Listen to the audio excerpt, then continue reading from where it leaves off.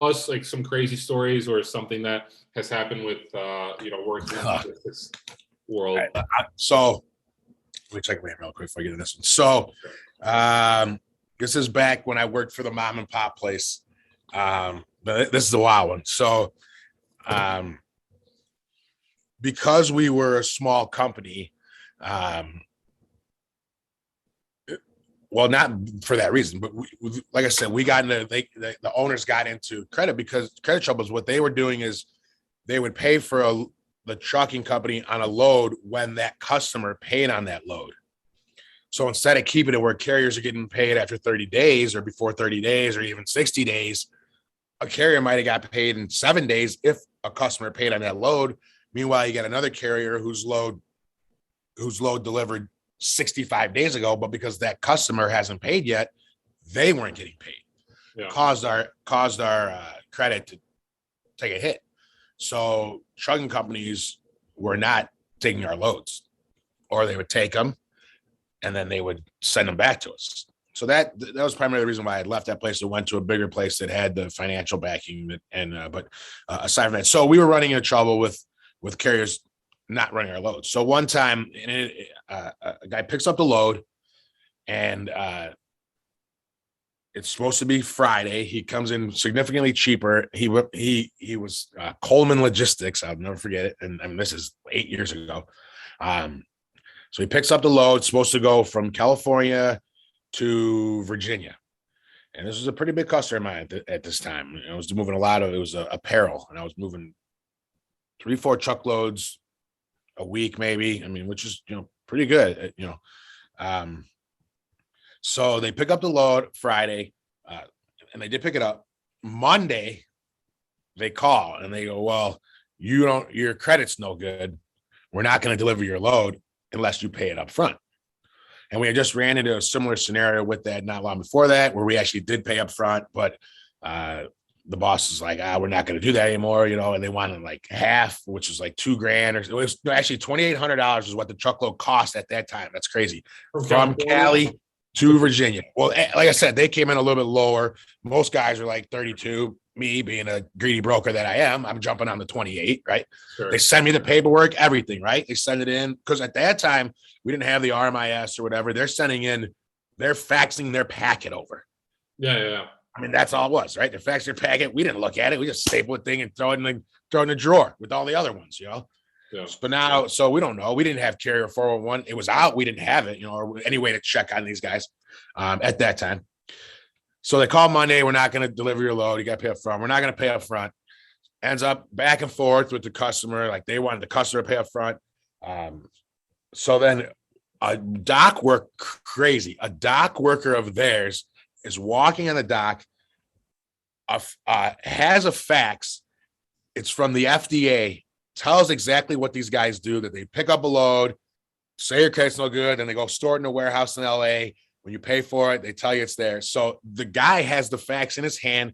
My customer, the contact there, is talking to his supervisor on the dock about the situation. The guy walks by, hears him, and says, this is exactly what is in this fax. Hands on the fax. It's the exact story to a T. Names Coleman Logistics.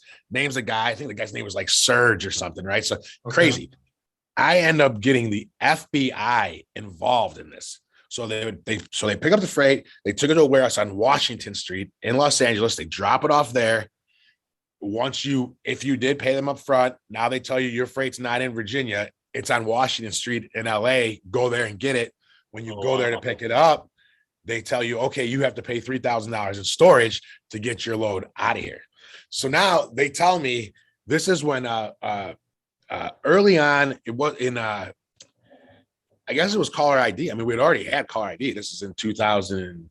This had to be 2008-ish or something like that. Okay. So what they did, they used this thing. It was called spoof card. They called my customer and told my customer they were in the parking lot of the truck stop in Virginia. I called the truck stop.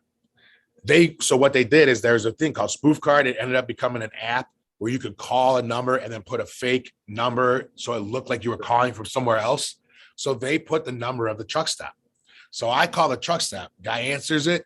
says impossible. There's no way anybody can make a phone call from this phone. It's behind the counter and nobody ever uses this phone to call out. You can't call out on it. I actually had the guy, he went and checked the truck stop for me. Yeah. No truck, Coleman Logistics in the lot. So this is when I find out, these guys are full of or whatever. Like I said, I had the FBI. First, I contacted an agent, I think in like Chicago, because that's where I was at that time. And then they end up calling like a private investigator who was a former FBI agent out in LA. So it ends up now, we don't pay them up front. I advise my customer not to pay them up front because I tell them what's going to happen. Like, this is a story. You have the paper. This is what's going to happen. They end up paying up front. They somehow they go to the warehouse to either get the freight or something like that. And they had that investigator had actually had FBI agents with them go to the warehouse in Washington Street. My customer's on the phone with the guy and he goes, we got him. We got him. So they must have found the people, saw the freight. We're going to bust them. My customer goes, they got him. He hangs up and I never hear from my customer again. Tried to contact them, and like nothing. They're like, nope. So they ended up getting their freight back. I know they gave this company $1,500 or $2,000 or something like that.